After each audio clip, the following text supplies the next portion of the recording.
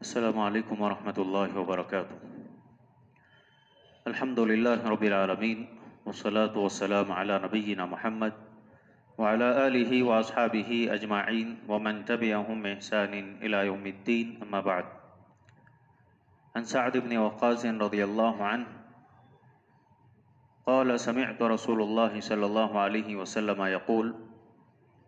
इन्नल्लाह युहिब्बुल अब्द अत्तक़ी अल-गनी अल-खफ़ी, रवाहु मुस्लिम। मुअज़्ज़ज़ हाज़िरीन, एक मुसलमान की चाहत, उसकी पसंद ये होती है कि अल्लाह उसे अपना महबूब बना ले। जहाँ हम दुनिया में रहते हुए अपने इस्लाम को अपनी इबादतों के ज़रिए, अपने आमाल, अपने अक़वाल और लोगों के साथ अपने सलूक के ज़रिए से ज़ाहिर करके ये समझ रहे होते हैं कि हम अल्लाह के बंदे हैं, और उसमें अगर अच्छे और बुरे की तमीज़ करके हम ज़िंदगी गुजारते हैं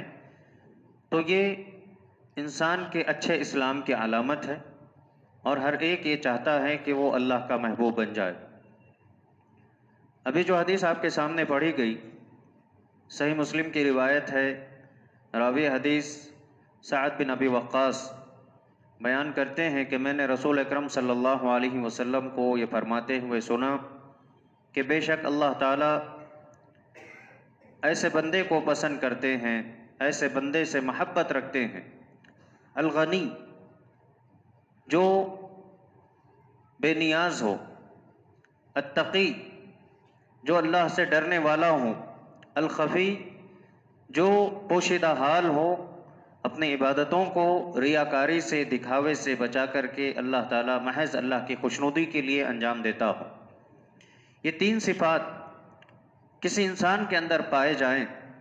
तो इधर असल अल्लाह के नबी अलैहिस्सलातु वस्सलाम ने अल्लाह ताला की मोहब्बत की अलामतों में शुमार फरमाया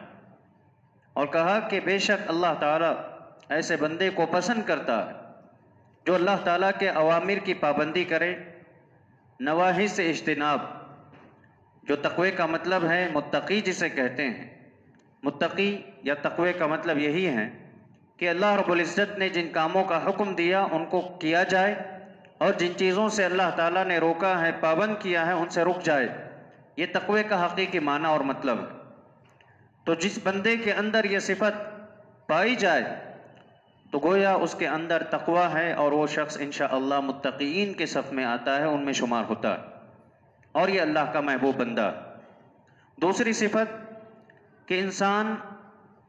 बेनियाज हो, मखलूक से बेनियाज, और उसका ताल्लुक़ सिर्फ़ और सिर्फ़ अल्लाह ताला से। अपनी हर ज़रूरत के लिए इंसानों के सामने अपना दामन और अपना हाथ ना फैलाए, या किसी पर डिपेंड होकर के ये सोचे कि मैं फ़लाँ से मेरा ताल्लुक़ है, फ़लाँ को मैंने कह दिया है तो मेरा काम, मेरी ज़रूरत पूरी हो जाएगी। दुनियावी उमूर में हो सकता है आप किसी से कुछ ताल्लुक़ रखते हो, उस ताल्लुक़ की बुनियाद पर अगर आपकी ज़रूरत पूरी होती है तो ये अच्छी बात है। लेकिन कुछ ऐसे उमूर, ऐसी चीज़ें जो इंसान के वक़ार के लिए नुकसान का बाइस बनते हों,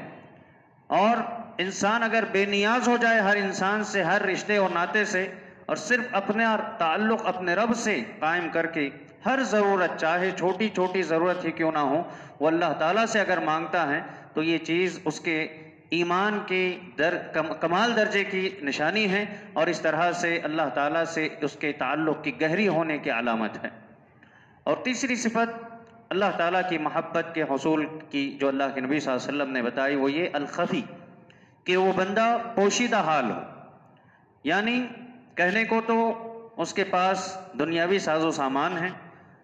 दीगर वसाइल, ज़राए, असबाब सब उसके पास मौजूद हैं। हो सकता है कि वो माशरे का बड़ा इंसान हो सकता है कि रिश्तेदारों में, अपने ख़ानदान में उसकी हैसियत बड़ी हो, इसके बावजूद वो तवाज़ु इख्तियार करे,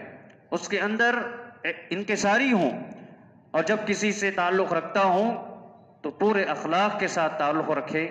और पोशीदा हाल होने का मतलब ये है कि इंसान कभी भी अपनी अना को सामने रखकर हमेशा ओहदा, मनसब और अपनी शोहरत, नामवरी इसकी चाहत में ना पड़ा रहे। इससे जहां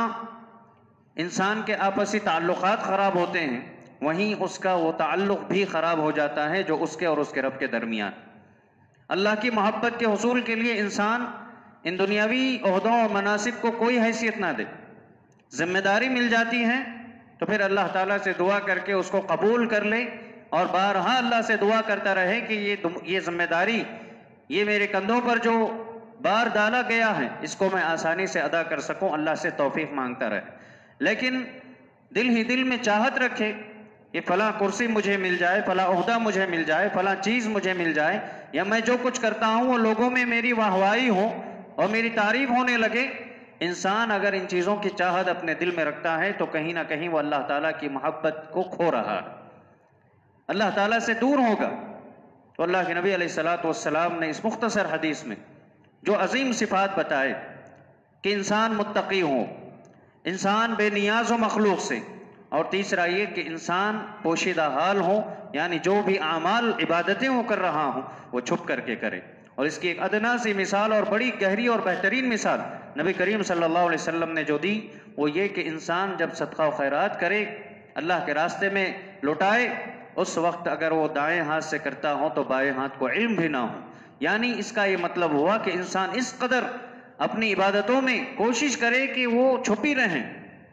और कभी जाहिर हो जाती हैं तो इंसान अपने दिल में ये ख्वाहिश ना रखे कि लोग मेरी तारीफ करें, या लोग अगर आगे बढ़कर आपकी तारीफ भी करते हैं तो उससे दिल में खुश होने की बजाय अल्लाह से फ़ौरन ये दुआ करें कि अल्लाह ताला मेरे इस अमल को ज़ाय ना करना, इसको कबूल कर ले अपने पास, चाहे वो इबादत किसी भी तरीके की हो, ज़ाहिरी इबादत हो, पोशीदा इबादतें हों, इन सब के सिलसिले में इंसान को फ़िक्रमंद होना चाहिए। अब इसी हदीस के इस टुकड़े के ज़िम्न में एक अहम बात की तरफ इशारा करना चाहूँगा, वो ये कि आज जिस तरीके से सोशल मीडिया का दौर चल रहा है, हर कस व नाकस इससे वाकिफ़ भी हैं और इसका इस्तेमाल भी उसके मामूलात ज़िंदगी में दाखिल हो चुका है। आप देखें, गैर मुस्लिमीन अलग हैं, अगर हम मुसलमानों की ही बात करते हैं तो कुछ ऐसे नौजवान, बच्चे बच्चियां, बड़े छोटे, सब इस फितने में मुब्तला हैं कि कुछ ऐसी अजीब हरकतें इस स्क्रीन के सामने करने की कोशिश में लगे हैं जो उनके वक़ार को ख़त्म करने वाली चीज़ें। आप देख लें, कभी आप रास्ते में गुजरते हुए कहीं ना कहीं आप देख रहे होंगे, या फिर सोशल मीडिया इस्तेमाल करते हुए चीज़ें आपकी नज़रों के सामने से गुजरती होंगी कि हर कोई इसमें मुब्तला है, बेहुदा हरकतें कर रहा है, कोई किसी से झूठ कह रहा है, कोई मजाक के नाम पर किसी को तकलीफ दे रहा है, और फिर इसको प्रैंक के नाम पर कह लें, कॉमेडी के नाम पर कह लें, या फिर ये क्योंकि वो स्क्रीन में आ रहा है, लोग उसे रिकॉर्ड कर रहे हैं, ऐसी गिरी हुई और घटिया हरकतें करते हुए भी इंसान बाज नहीं आता और ये सोच रहा है कि मैं इसके ज़रिए से लोगों को इंटरटेन कर रहा हूँ। ये दरअसल इंसान जहाँ अपने इस्लामी वक़ार को उसे बाकी रखना है एक मुसलमान होने के नाते, वहीं इंसान होने के नाते उसे इंसानियत के वक़ार को भी बाकी रखना है। अल्लाह के नबी अलैहिस्सलातु वस्सलाम ने मुख्तलिफ मकामात में, अभी जो हदीस आपके सामने पढ़ी गई, इस तरीके से और अहादीस जा बजा आप अलैहिस्सलातु वस्सलाम ने अपने सहाबा के अंदर सबसे पहले यही चीज़ें इंस्टॉल की। आपने इन्हीं चीज़ों की बुनियादों को मजबूत किया, कहा कि अपने वक़ार को बरकरार रखो। आला अखलाक आप सल्लल्लाहु अलैहि वसल्लम ने सिखाए, जो उम्दा अखलाक की गवाही अल्लाह रब्बुल इज़्ज़त ने कुरान करीम में नबी करीम सल्लल्लाहु अलैहि वसल्लम की दी। कहा इन्नका लअला खुलुक़िन अज़ीम, कि नबी करीम सल्लल्लाहु अलैहि वसल्लम आप अखलाक के बड़े मकाम पर और बड़े मर्तबे पर फाइज हैं। वो अखलाक आप सल्लल्लाहु अलैहि वसल्लम ने न सिर्फ अपने हद तक, अपने दायरे तक आपने बरकरार रखा, बल्कि आपने अपने सहाबा में भी उन आसार को देखा, उनकी तरबियत की, उठते बैठते, जहाँ आपने ये भी तालीम दी, मिन हुस्न इस्लामिल मर्इ तर्कुहु मा ला यानी। सुनन तिर्मिज़ी और इब्न माजा की रिवायत है, आप अलैहिस्सलातु वस्सलाम ने फरमाया कि एक मुसलमान के इस्लाम की, यानी बेहतर इस्लाम की अलामत यह है कि वो ऐसी हर चीज़ से दूर रहे जो जिससे उसका कोई ताल्लुक़ ना हो, या फिर बेकार चीज़ें हों, बेहुदा चीज़ें हों, घटिया चीज़ें हों, हर ऐसी बात, हर ऐसा अमल, हर ऐसी हरकत, हर ऐसी अदा जो उसके इस्लाम को और उसके वक़ार को नुकसान पहुँचाए। एक मुसलमान के इस्लाम का तकाजा ये है कि वो उन चीज़ों से बचा रहे। और फिर ये बेहुदा बातों में जैसे कि कहा गया कि कहीं इंसान झूठ भी बोल रहा है, किसी की ग़ीबत कर रहा है, किसी की चुगली कर रहा है, किसी के खिलाफ साजिश और प्लान कर रहा है, या कभी ऐसी चीज़ें कर जाते हैं कि लोगों के जहनों में कभी नहीं रहती, वो चीज़ें बता करके गुनाह में मुब्तला हो जाते हैं। तो इंसान जहां एंटरटेन के चक्कर में या लोगों को दिखाने के चक्कर में बहुत सारी जो मफासिद हैं उनका इर्तिकाब कर बैठता है, तो न सिर्फ ये कि उसका इस्लाम बिगड़ रहा है, वहीं साथ ही साथ उसकी इंसानियत के दर्जे से भी वो गिर रहा है। इन चीज़ों को इंसान को समझना है, सोचना है। तो इस हदीस में जहाँ हर एक मुसलमान की चाहत होती है कि अल्लाह ताला उससे मोहब्बत करे, वो अल्लाह के महबूब बंदों में से रहें, तो ये 3 अजीम सिफात अल्लाह के नबी अलैहिस्सलातु वस्सलाम ने इनकी तरफ रहनुमाई की। बताया कि अल्लाह ताला बेशक ऐसे बंदे को पसंद करते हैं जो तकी मुत्तकी हो, अल्लाह के अहकामात पर अमल करता हो, अल्लाह ने जिन चीज़ों से रोका उनसे रुकता हो, और फिर अलगनी जो बेनियाज हो, लोगों से बेनियाज हो, सिर्फ उसका ताल्लुक अपने रब से मजबूत हो, और इसी तरह अलखफ़ी पोशीदा हाल कि जो इबादत और अमाल करता है वो सिर्फ और सिर्फ उससे अल्लाह की खुशनुदी